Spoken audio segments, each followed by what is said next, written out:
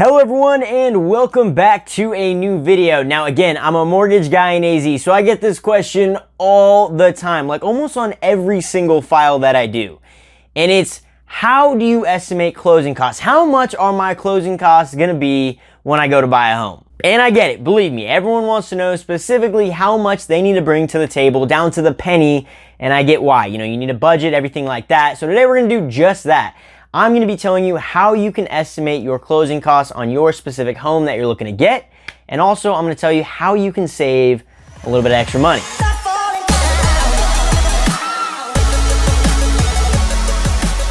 Okay, so first of all, everyone is going to be telling you closing costs are going to vary anywhere between 2 to 5% of the purchase price of the home you're going to buy, which isn't a bad guess, but leaves so much room for uncertainty. If you buy a $200,000 home, your closing costs could either be $4,000 or they could be $10,000, which is significantly different, which means it's kind of useless. But to understand specifically how much you're going to be paying at the closing table, you need to understand what's all involved with closing costs. So this is an example of some general closing costs and typically what it would look like if you go to buy a home. So first and foremost, depending on your lender, you're going to have your origination charges. So line one is the origination charge. Okay, 99.9% of lenders will be charging you anywhere from like $750 to $3,000 for this, okay?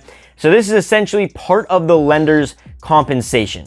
Emphasis on part of it. Now really quick, lenders get paid 1 to 2% usually of the loan amount because they're bringing that loan to the bank or the investor who's going to be making money off the loan from actually servicing it. So this extra loan origination charge is kind of BS and it's just like a little cherry on the top to the lender's compensation, but it is what it is. And that's why I myself and the company I actually work for, we don't charge a penny in loan origination fees, and it honestly ends up saving buyers so much money. And to be honest, you know, we're a smaller company, we don't have as much overhead, we make a little bit less on every deal that we do, but ultimately the people we work with are actually saving so much more money, so it makes it worth it in the long run. And this is important because this is one of the most expensive closing costs you will be paying is the loan origination charges. So by having zero, it makes a big deal. But anyway, the next charge that you'd kind of see on there is points, which is pretty much how much money you are willing to spend on your rate, basically. Now, good lenders are going to be quoting you at par rate. So if they say, hey, your interest rate is 4%, that would be 4% without paying any money or getting any money back. So if you want to buy that rate down, you can, and this is where it would show up on the closing statement. You would be buying that rate down to, let's say, a 3.5% interest rate, but you're going to be paying, you know, $1,000, maybe even more than that to get that rate. Now, on the flip side, you can do the opposite. Instead of that 4% rate, you can go ahead and take a 4.5% rate and then get some money back to help you with your closing costs. It's ultimately up to you. Then next, you've got your services that you can't shop for, okay? So some examples are like the appraisal, the credit report, flood cert, et cetera, et cetera. And these fees vary. I mean, I get asked all the time, how much is the appraisal gonna be? And ultimately, it's gonna vary anywhere from like 300 I've seen at the lowest to as high as like 800, maybe 900 on the really high-end homes. But really it's going to vary. It's very hard to give you a specific number down to the penny. This is what your appraisal is going to be, but your appraisal will be about that range. You can't really shop for that to get a better deal on it. It is what it is. Same thing with the credit report and the flood cert. It's just kind of like, it is what it is. But then you've got services that you actually can shop for. And these are the type of things, you know, we're talking like title insurance, home inspection, any other type of closing fees with title and whatnot. Like these fees vary a ton.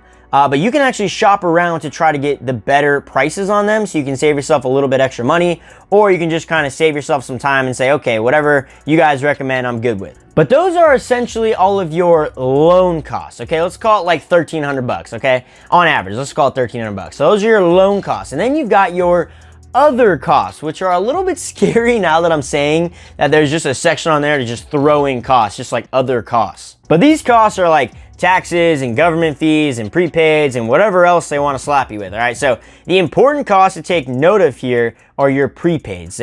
You have to pay taxes and insurance up front. Now, depending on the time of year and where you are geographically, okay, these can vary a ton as well. So if you close towards the end of the month, your prepaids are typically a little bit cheaper, right? And if you close towards the beginning of the month, a little bit more expensive, but at the end of the day, you're paying the same amount. It's just essentially how much you're paying at closing versus how much you're paying over the course of like a year. But the prepaids are also one of the most expensive parts of the closing costs. And you can actually determine your prepaids very specifically if you actually take the property you want to get, look up the taxes on that, get a quote on insurance, and really get some definite numbers and do some math on it. But it's a lot of work and most people don't do it. So that's why they always estimate the, 2% in closing costs.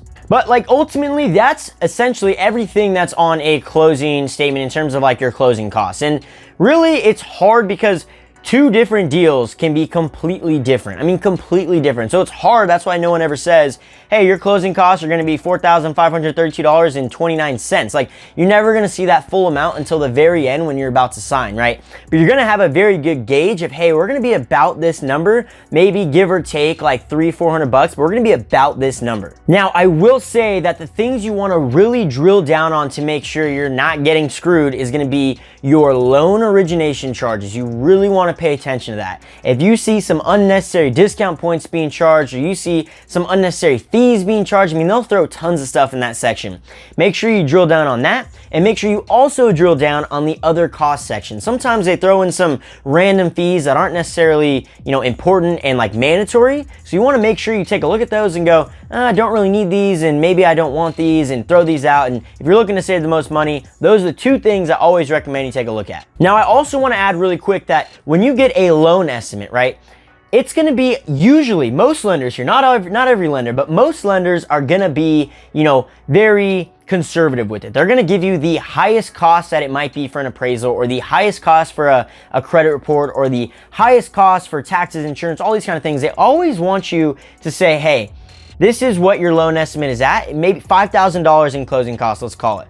But really what it's probably gonna be is like $4,000, but it's better to tell someone, hey, it's gonna be $5,000, and then at the closing table, it's $4,000 versus, hey, it's $4,000, and then at the closing table, it's $5,000. So you always wanna overestimate with these things, but you should definitely take a look at the loan charges because those really won't change at all. Okay, so if you're seeing discount points, or you're seeing loan origination charges like underwriting fees, processing fees, application fees, I don't know, they throw tons of stuff under that section.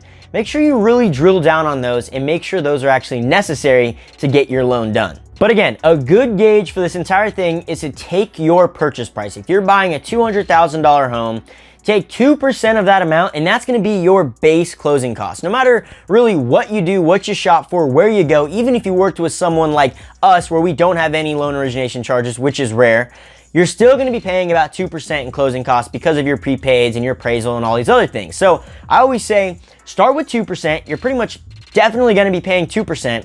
And then depending on your loan estimate, or depending on what other charges you have in the other costs and in the loan origination costs, that's where you start kind of adding on from there. So 2% plus whatever's under loan costs and whatever's under other costs that you really don't think is necessary, that's where things start getting expensive. That's why always people say, hey, it's 2 to 5%. You're working with an expensive lender, you're looking at 5%. You're looking at a cheap lender, 2%. And hopefully that made sense, and you're not alone if you're always looking up or asking like, how much is closing costs? It is a normal thing. Not just buyers ask me these things. Real estate agents ask all the time because it varies so much. It's so hard to give an exact number of closing costs because it varies a ton. And really, drill down on your lender. So many of them charge unnecessary fees. I cannot say it enough. But okay, that is closing costs in a nutshell. Again, hopefully you learned something new. Again, I'm a mortgage guy in AZ. So if you are in AZ, you have any questions, you wanna hit me up, anything like that, head on over to lending.seanmalku.com. Plus, I've also got some really great informative videos on there when it comes down to the home buying process and really everything that's going on. But again, hopefully you enjoyed this video. If you did, I'd really appreciate it if you can hit that like button. Also, subscribe for some more content. But ultimately, I hope you feel a little bit more comfortable now with closing costs. And until next time, I will see you in the next video.